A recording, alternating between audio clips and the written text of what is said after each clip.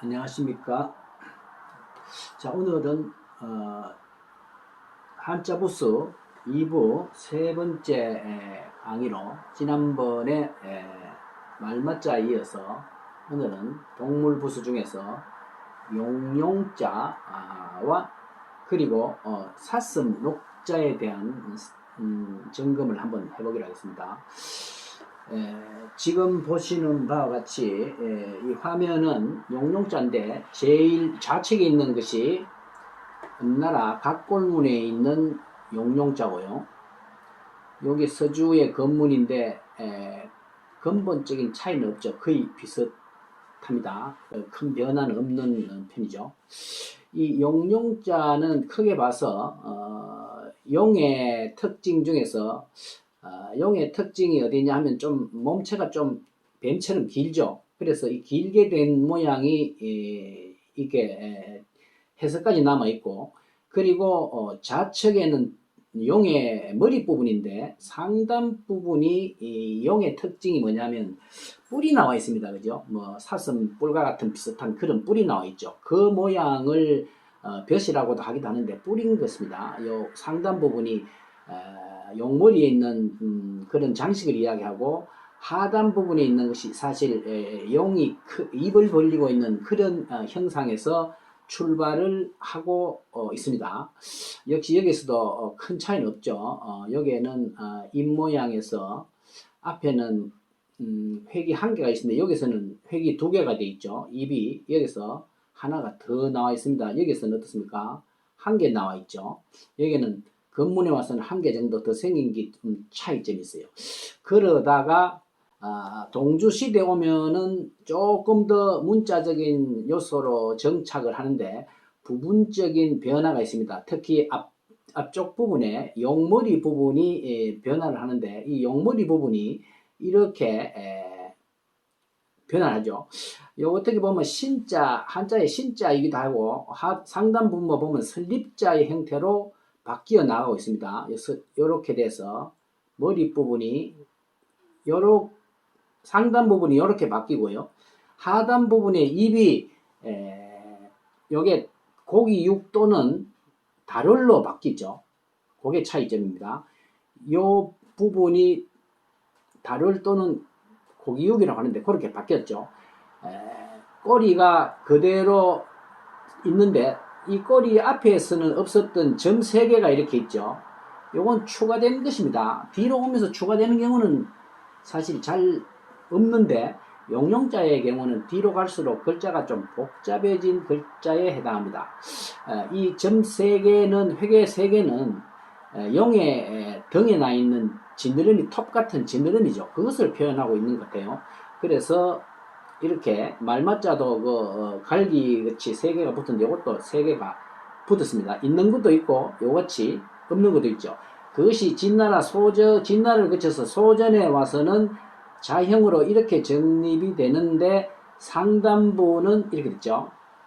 하고 밑에 고기육 다룰이 그대로 다룰같이 정립이 됐고, 우층에 있는 이 몸통이 상단이, 그죠? 상단이 약간 추가가 된 것입니다.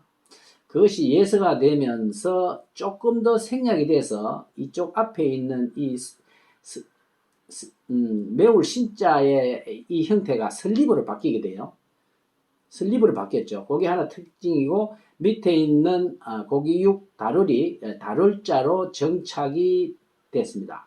그리고 이 상단 부분이 우측에는 꼬리에 해당되는 상단 부분이 사실 예서에서 이게 있는 것도 있고 없는 것도 있어요. 해서에서도 있기도 하고 없기도 합니다. 그래서 우측에 있는 것이 이렇게 되고, 갈기 등에 뿔지느러미가 3개가 점 3개로 정착을 하게 됩니다. 그래서 이 예서가 해서로 올 때는 거의 그대로죠. 설립으로 완전히 설립과 다룰로 정착이 되고, 우측에 있는 것은 이 그대로 이렇게 용용이 쓰기도 하지만 당나라에 와서는 위에 전복이 붙어서 현재 우리가 쓰고 있는 용용자가 확립이 된 것입니다. 자, 그래서 용용자의 변천은 이런 과정을 거치고 있고, 지금 용용자에 있어서 좌측 상단의 설립자는 용의 머리 부분에서 뿔의 형상이고, 하단은 용의 입모양, 그리고 우측에 있는 것은 용의 몸통과 관련해서 그 지느러미를 나타내고 있었던 부분이다, 이렇게 볼 수가 있겠습니다. 자, 용용자는 이런 정도로 검토를 하겠습니다. 다음에 사슴 녹자를 한번 보겠습니다. 사슴 녹자는 지금 보는 바와 같이 어느 나라 각골문과 주나라 건문 사이에는 거의 비슷합니다. 거의 같다고 볼 수 있어요. 어떻게 보면 거의 같죠. 주나라 것이 오히려 더 약간 획이 플러스 된 듯 하고요. 여기서 사슴의 특징은 뭡니까? 딴 동물에 비해서 사슴의 특징은 뿔이 특징적이죠. 그래서 여기서도 보면 뿔을 조금 더 과장을 하고 있다, 이래 보면 됩니다. 보통 사슴 뿔이라고 하면 이렇게 나와 있죠, 그죠? 이렇게 나와 있는데, 역시 여기서 각골문에서도 뿔이 있고 건문에서도 뿔이 있죠. 그리고 지금 이렇게 된 것은 머리 부분, 눈을 나타내는 머리 부분입니다. 머리를 상징하는 눈을 나타냈죠. 건문에서도 마찬가지고, 그리고 전체적인 몸체는 선조로서 간단한 선조로서 나타내고 있는 반면에 다리 부분이 선조가 되고, 특히 발 부분이 여기 발 부분이 있죠. 여기는 발이 없고 다리만 있죠. 여기에서는 발이 나와 있습니다. 이렇게 나와 있죠. 그것이 건문과 각골문에서 나오는 특징이죠. 이것이 동주시대에 오면서 조금 더 정형화 되면서 축약이 되는데, 왼쪽에 있는 것이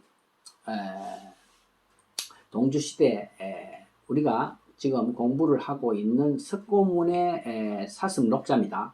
여기 보면 사슴 녹자의 이 뿔 부분이 요렇게 돼가지고 요렇게 정착을 했죠. 요렇게, 그죠? 그리고 머리 부분이 요렇게 눈 모양을 가지고 있어요. 그리고 몸통은 거의 생략되고 다리가 요렇게 되고 몸통은 거의 생략이 됐습니다.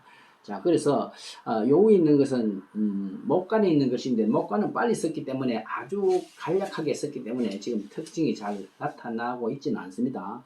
자, 그래서 석고문을 중심으로 하면 이렇게 정형화가 된 상태에서 소전이 되면서 우측으로 이렇게 바뀌는데, 여기에서는 어떻습니까? 위에 있는 이 뿔 모양의 이것이 너무 복잡하니까 간략하게 했죠. 이게 매산으로 바뀌었습니다. 매산으로. 그죠? 요거 몸통 부분, 눈을 나타내는 몸통 부분이 요렇게 돼 있었는데, 요게 매산으로 바뀌었어요. 여기서는 매산으로 정착이 됐죠. 그리고 몸통 부분이 이렇게 돼서 이렇게 되는데, 요게 몸통 부분입니다. 그리고 사슴 녹자 밑에 이렇게 돼 있죠. 견줄 B자로 되어 있는데, 이것은 사슴의 발입니다. 발을 그대로 형태를 해서 견줄 B자와 똑같이 이렇게 나타나고 있는 것입니다. 그래서 소전에서는 매산으로 정착이 되었다가 이것이 예서로 오면서 조금 더 간략화되어서 매산에 있는 이 중에서 좌우측 회까지도 간략화되면서 돼지머리 해로 이렇게 정착이 되어버리죠. 그리고 여기에 이렇게 빗금이 치어지고요. 그리고 눈의 잔상이 남아있는 중간 모양이 이렇게 되어 있죠. 그리고 몸체는 완전히 생략이 되고 발을 나타내는 모양이 견줄비로 정착이 되어 나갔다는 것을 알 수가 있습니다.